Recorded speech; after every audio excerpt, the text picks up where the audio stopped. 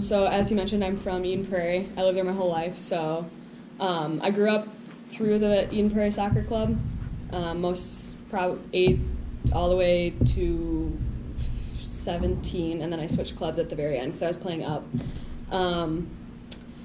Obviously I played soccer all through high school. I also figure skated during high school and ran track. So I did a couple other sports as well. Right now I'm at the U majoring in kinesiology, so hope to go on to PA school. And yeah, I have a brother, an older brother. You might have seen him on the reffing side of soccer. He's all around reffing, so I kind of get both perspectives from the game, which does help a lot.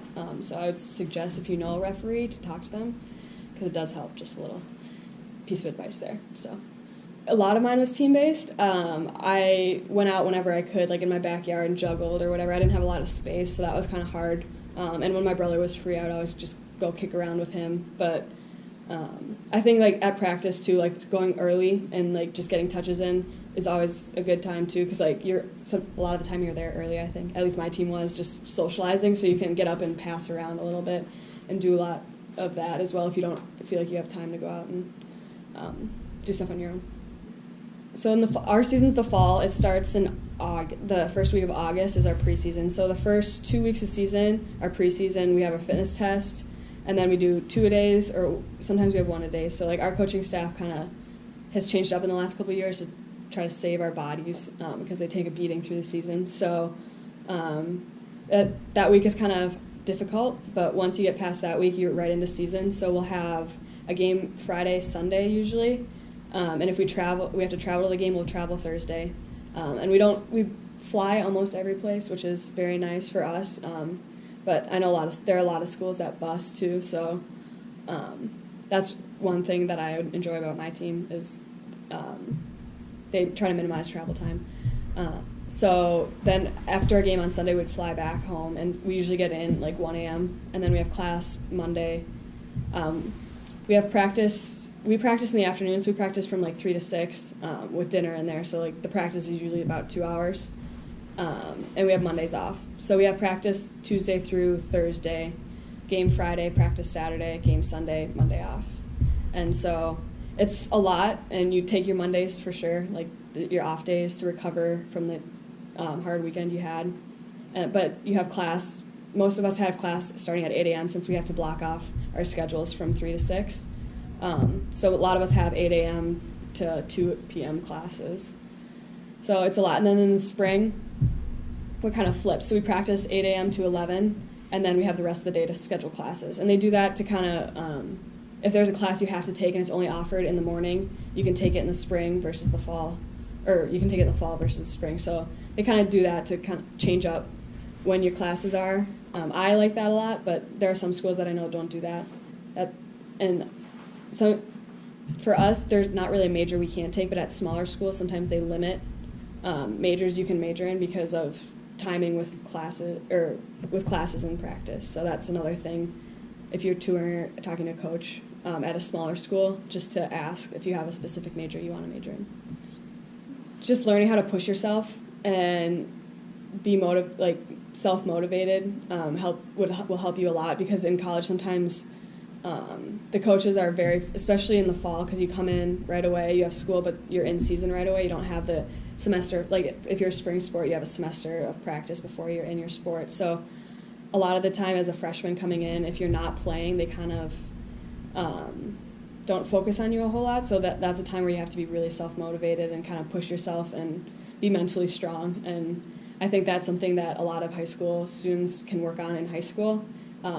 It's a little bit harder to push yourself in high school, but if you can find a way to do that, it'll prepare you a lot, even for the academic side as well. Challenge yourself before, because it'll pay off for sure once you get to college. On the mental side, I would say forgetting mistakes.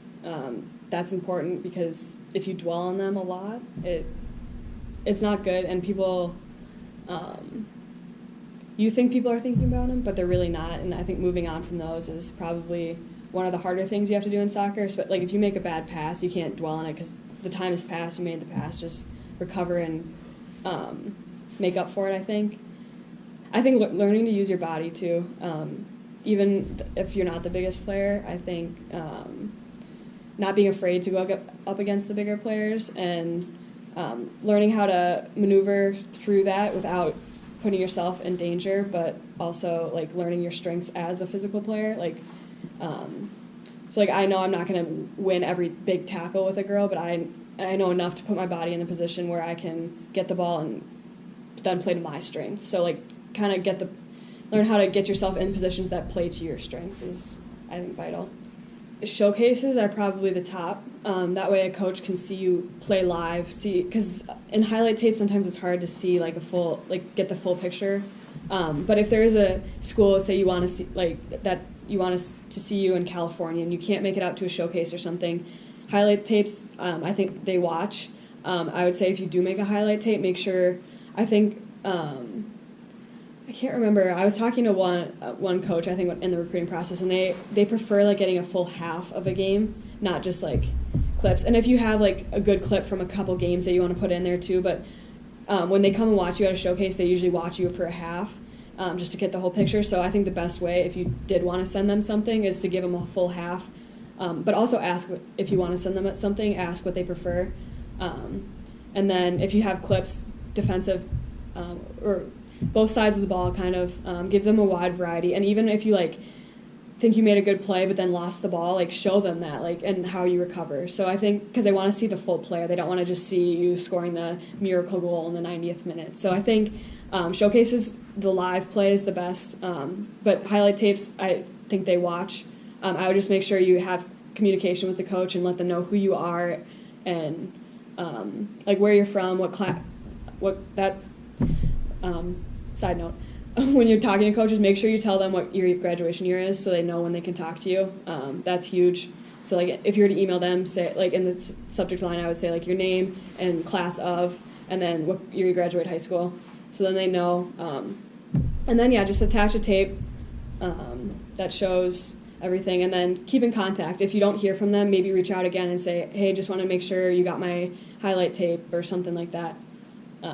And if you don't hear back, they might not have looked at it, but I think then you know you gave it your best shot. So strength and conditioning are important at the college level. After I was committed, I was like, holy cow, like I'm weak. Like I knew that. And I think, and you do a lot of lifting and running in college, and so kind of preparing yourself for that so you're not hit with a train when you get to college. We've had a couple girls that have come in kind of unprepared, and they struggle a lot. So I would say that is something to focus on.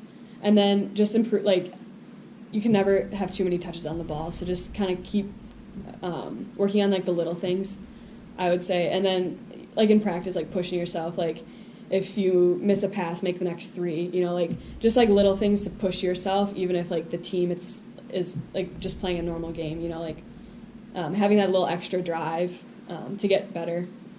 Because if you come in better than when your coaches, like, when you committed, they're always happy with you. So I would say that. Those are the 2. Thanks for having me. Thank you.